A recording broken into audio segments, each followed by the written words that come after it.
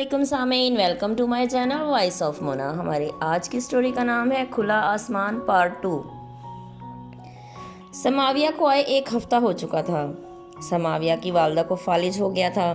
ان کی حالت بہت زیادہ خراب تھی، اس لیے وہ یہاں آئی تھی۔ روہیل نے وہاں سارا کاروبار سنبھال رکھا تھا، لیکن وہ سماویہ کے نہ ہونے کی وجہ سے پریشان تھا۔ سارا کاروبار اس کے سر پر آ گیا تھا۔ سماویہ نے اسے کہا کہ یہ سب تمہارا ہے، اپنا سمجھ کے سنبھالو۔ اس نے صاف بول دیا کہ تمہاری ضرورت ہے، اس کا کیا کروں؟ سماویہ نے کہا میں آ جاؤں گی۔ اب کیسے آ جاؤں؟ سماویہ نے سوچا وہ ماں کو لے کر پاکستان واپس چلی جائے، لیکن یہ بھی مشکل تھا۔ وہ بھی اس حالت میں نہیں تھی کہ سفر کر سکتی، اس لیے سماویہ زیادہ پریشان تھی۔ اسے روہیل پہ یقین تھا، لیکن اس نے کاروبار بڑی محنت سے کھڑا کیا تھا۔ وہ پریشان تھی اور مجبور بھی، کچھ نہیں کر پا رہی تھی۔ اس کی والدہ کی حالت دن بدن بگڑ رہی تھی۔ پھر اچانک ان کی ڈیتھ ہو گئی۔ سماویہ کی حالت خراب تھی، رو رو کے برا حال تھا۔ روہیل کی کال آئی، اس نے دلاسا دیا کہ ان کے لیے دعا کرو۔ پھر سماویہ نے 1 ہفتے کے بعد واپسی کی راہ لی۔ روہیل اسے ایئرپورٹ لینے آیا۔ سماویہ کے گھر کی چابی بھی روہیل کے پاس تھی۔ وہ گھر پہنچی تو گھر بہت صاف ستھرا تھا۔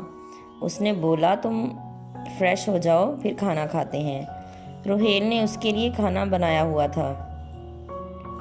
اس نے چینج کیا اور باہر آئی تو کھانا ڈائننگ ٹیبل پر تھا۔ روہیل خوش تھا۔ پھر دونوں نے کھانا کھایا۔ روہیل چلا گیا۔ سماویہ نے کہا رک جاؤ، اتنا بڑا گھر ہے۔ نہیں، میں ابھی ٹائم نہیں ہے آیا، ٹائم آئے گا تو سب میرا ہی ہے۔ وہ زور سے ہنس دی۔ دوسرے دن وہ صبح اسے پک کرنے آیا۔ وہ تیار تھی۔ روہیل نے کہا تمہارے سارے ملازموں کو چھٹی دے رکھی تھی، اب اگر بلانا چاہتی ہو تو تمہاری مرضی۔ وہ خاموش ہو گئی، کوئی جواب نہیں دیا۔ سب بہت اچھا تھا۔ سارا سٹاف دیکھ کر خوش ہوا۔ اس نے سب چیک کیا، سب صحیح تھا۔ روہیل نے سب دل سے سنبھالا تھا۔ وہ خوش ہوئی، وہ ایماندار بھی تھا۔ اس نے روہیل سے کہا آپ کا گھر کدھر ہے؟ روہیل چونک گیا۔ دیکھنا ہے میرا گھر؟ جی دیکھنا ہے۔ ٹھیک ہے، چلنا آج میرے ساتھ۔ شام کو وہ اکٹھے نکلے، سیدھے روہیل کے گھر گئے۔ وہ ایک عام سا علاقہ تھا۔ روہیل نے گاڑی روکی۔ سماویہ نے کہا یہاں نہیں، گاڑی آگے نہیں جا سکتی۔ پھر وہ دونوں پیدل ہی گئے۔ گلی تنگ تھی۔ سماویہ یہ گھر ہے کرائے کا، میں کرائے کے مکان میں رہتا ہوں۔ بھائی جب سے باہر گئے وہ واپس نہیں آئے۔ امی ابو کا ایکسیڈنٹ ہوا تب بھی نہیں آئے۔ میرا ان سے رابطہ کم ہی ہوتا ہے۔ وہ دونوں وہاں شادی کر چکے ہیں۔ ایک براؤن کلر کے دروازے پر روہیل رک گیا۔ تالا کھولا، اندر داخل ہوئے۔ گھر بہت صاف ستھرا تھا۔ 1 کمرے کا مکان تھا۔ یہ ہے میرا گھر۔ روہیل کی حالت عجیب سی تھی، جیسے وہ شرمندہ ہو رہا ہو۔ سماویہ کو یہاں لا کر سماویہ نے کہا روہیل کیا بات ہے؟ کچھ سوچنے کی ضرورت نہیں، میں سمجھتی ہوں تمہیں۔ اس کے چہرے پر سنجیدگی تھی۔ اچھا یہ سامان، یہ جو یہاں ضروری ہے، جو لینا ہے ابھی لے لو اور اس کی چابی واپس کرو۔ ٹھیک ہے۔ وہ خاموش ہو گیا۔